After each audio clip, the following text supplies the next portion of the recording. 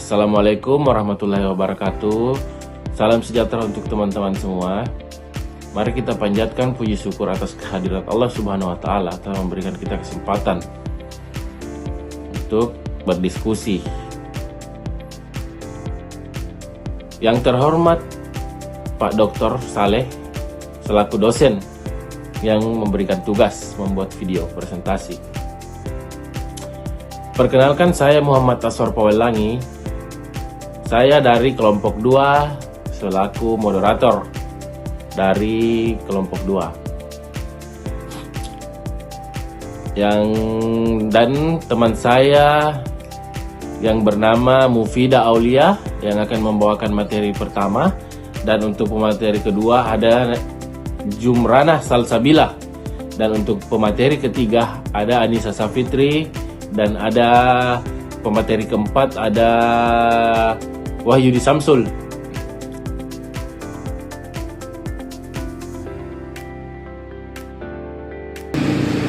Nah, untuk materi yang pertama yaitu panduan perancangan program pembelajaran PAI berbasis teknologi, di mana perancangan program pembelajaran berbasis IT ini dalam pendidikan agama Islam ya terkhusus itu memerlukan pendekatan yang terstruktur dan komprehensif, di mana untuk memastikan tujuan bahwa teknologi yang digunakan itu betul-betul mendukung tujuan dari pendidikan yang kita lakukan.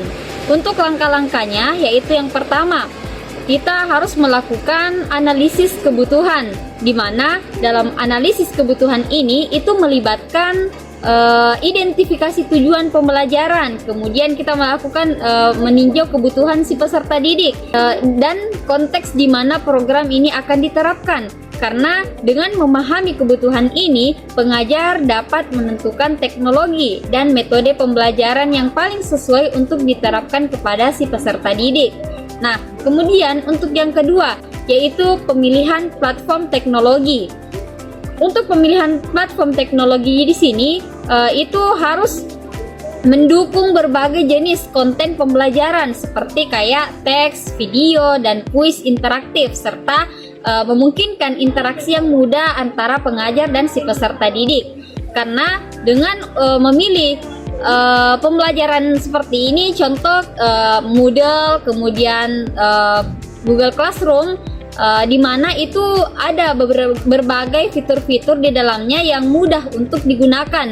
Selain itu, pengajar juga perlu mempertimbangkan kemampuan platform untuk diakses oleh si peserta didik, termasuk mereka yang berada di daerah yang mungkin infrastruktur teknologinya terbatas.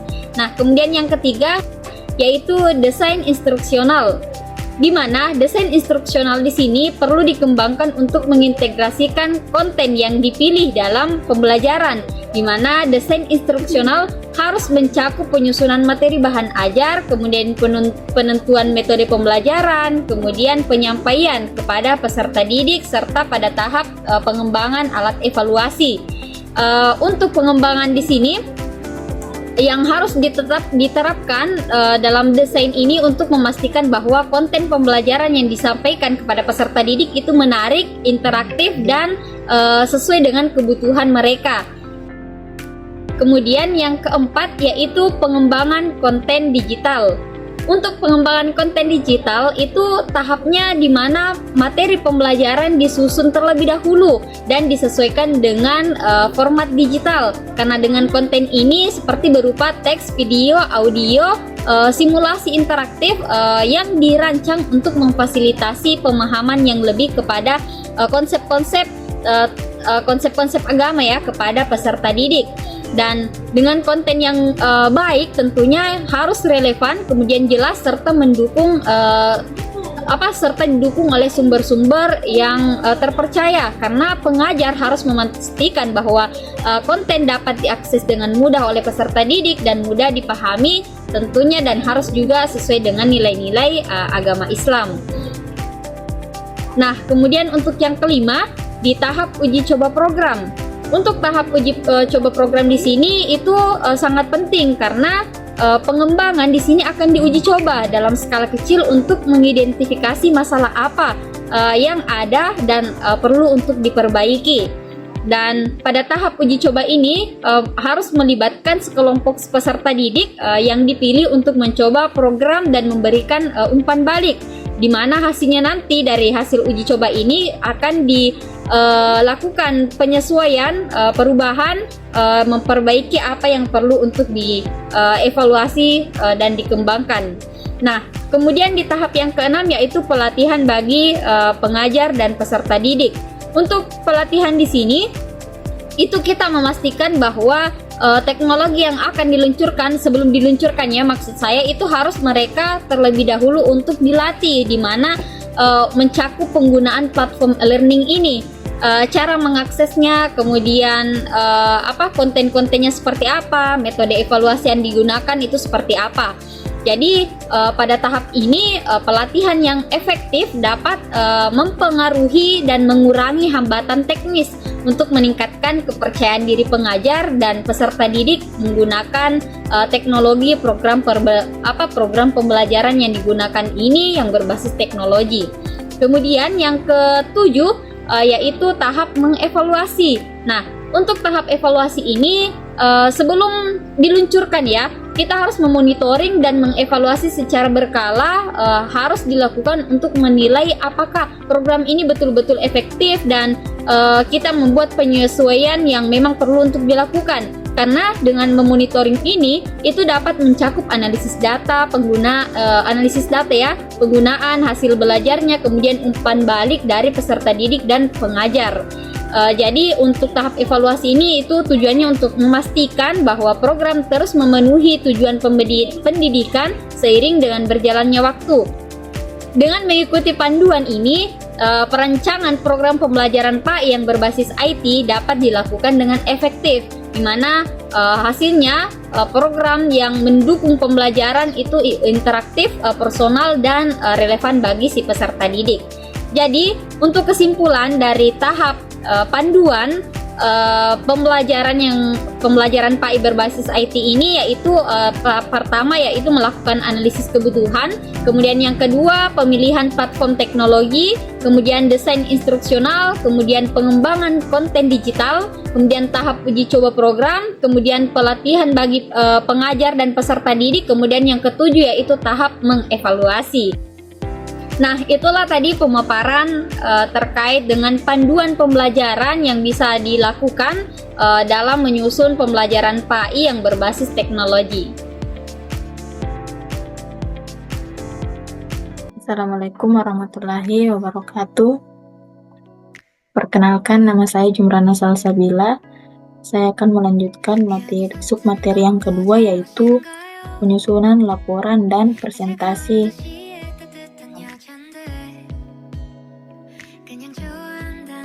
Setelah program pembelajaran pendidikan agama Islam berbasis IT dirancang dan diimplementasikan, langkah selanjutnya adalah menyusun laporan dan presentasi yang mendokumentasikan seluruh proses perancangan dan hasil yang akan dicapai. Menurut Chen pada tahun 2020, laporan yang komprehensif dan terstruktur dengan baik akan memudahkan para pemangku kepentingan dalam memahami dan mengevaluasi program yang telah dijalankan.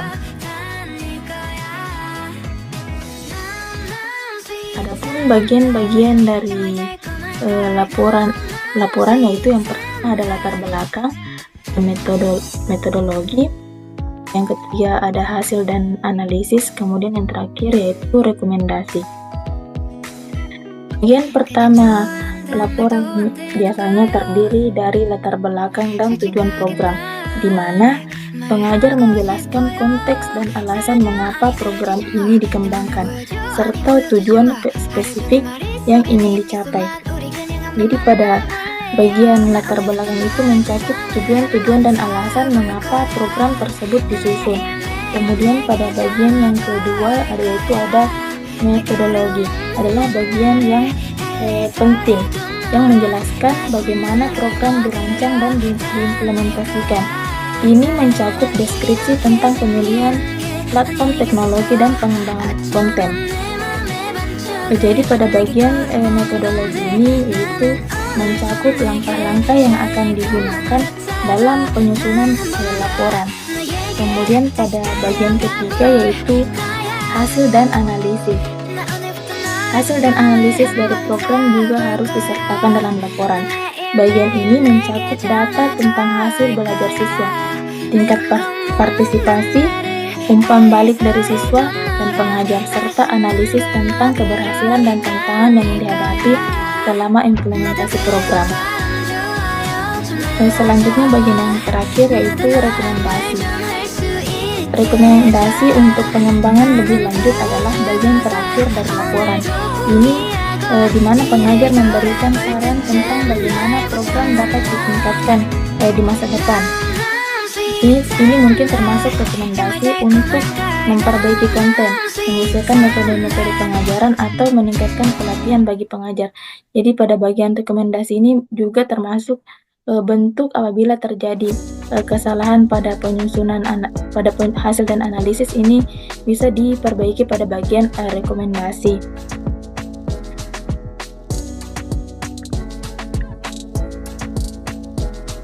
Kemudian yang selanjutnya yaitu presentasi program. Presentasi program adalah cara lain untuk menyampaikan hasil dan temuan dari program kepada audiens yang lebih luas. Memahami audiens adalah kunci untuk memastikan bahwa presentasi dapat diterima dan dihargai dengan baik. Jadi penting bagi seseorang yang mau melakukan presentasi program ini untuk mengetahui audiensnya, serta memahami audiensnya agar materi yang dipresentasikan dapat diterima dengan baik oleh audiens. Dengan menyusun laporan dan presentasi yang baik, pengajar dapat memastikan bahwa program pembelajaran PAI berbasis IT yang telah dikembangkan dapat dievaluasi dengan baik dan mendapatkan dukungan atau dapat melanjutkan pengembangan yang lebih lanjut. Baiklah, sekian materi dari saya kembalikan kepada pemateri selanjutnya.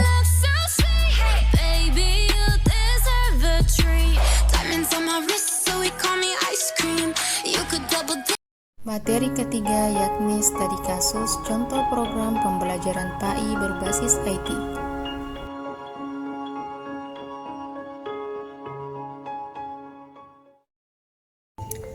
Perkembangan zaman saat ini memberi pengaruh yang signifikan dalam seluruh aspek kehidupan, khususnya pada bidang pendidikan. Saat ini, pendidikan harus terintegrasi dengan teknologi. Salah satu contoh penerapan teknologi dalam bidang pendidikan yakni pada media pembelajaran.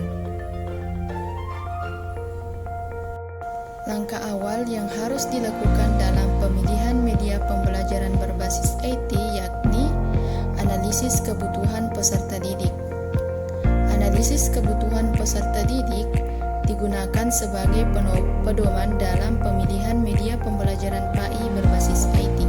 Salah satu contoh suksesnya program pembelajaran PAI berbasis IT ini yakni adalah penerapan platform e-learning di sebuah madrasah di Jakarta, yang mana salah satu program pembelajaran yang dapat diterapkan yakni penggunaan Moodle.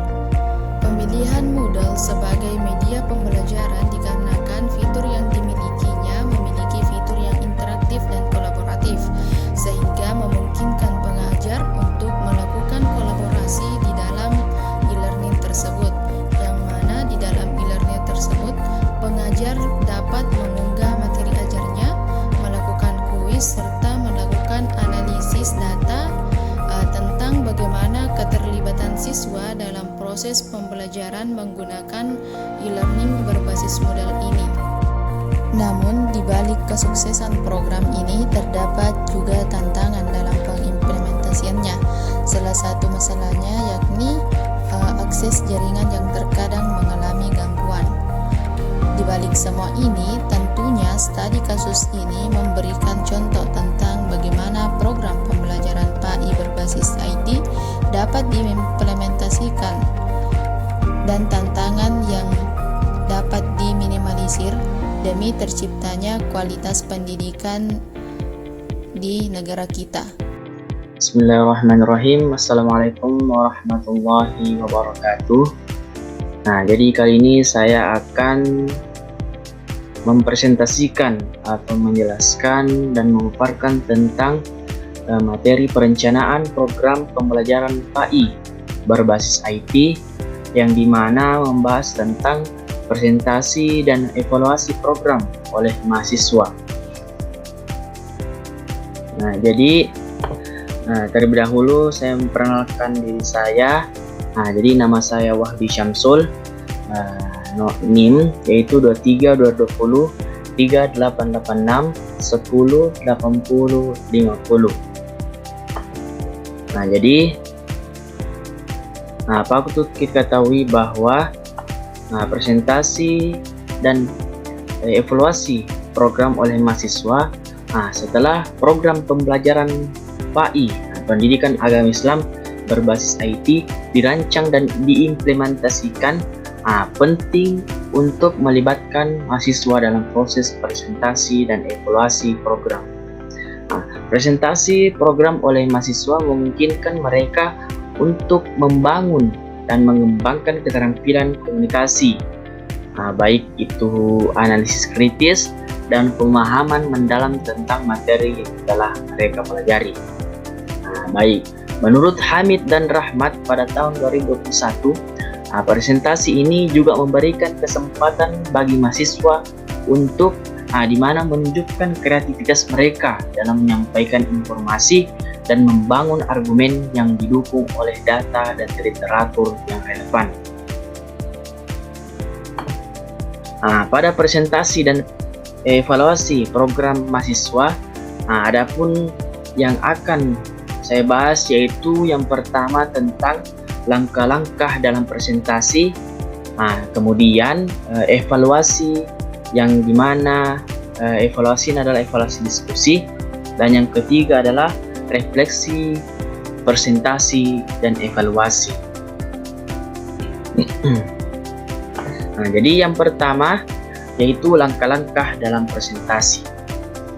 Oke, baik. Langkah pertama yaitu persiapan, dan langkah kedua yaitu penyampaian, dan langkah ketiga yaitu evaluasi program. Baik, pada langkah pertama itu persiapan. Di mana langkah pertama dalam presentasi ini adalah persiapan, di mana mahasiswa diminta untuk menyusun presentasinya.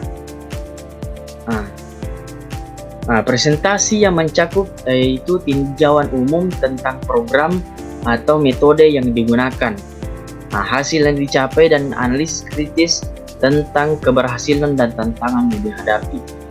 Jadi mahasiswa harus didorong untuk menggunakan berbagai media, baik itu seperti slide PowerPoint untuk presentasi, baik itu video ataupun dan grafik, untuk presentasi mereka lebih menarik dan informatif. Menurut Nur Hasanah dan Zulkifli pada tahun 2021, penggunaan teknologi presentasi yang efektif dapat meningkatkan kualitas komunikasi dan membantu audiens untuk lebih memahami materi yang disampaikan. Yang kedua itu tahap penyampaian. Penyampaian presentasi dilakukan di depan kelas atau dalam forum online, di mana mahasiswa diharapkan untuk menjelaskan program mereka secara jelas dan meyakinkan. Mereka harus siap untuk menjawab pertanyaan dari pengajar dan rekan mereka, yang akan membantu dalam menguji pemahaman mereka tentang materi dan kemampuan mereka untuk mempertahankan argumen mereka.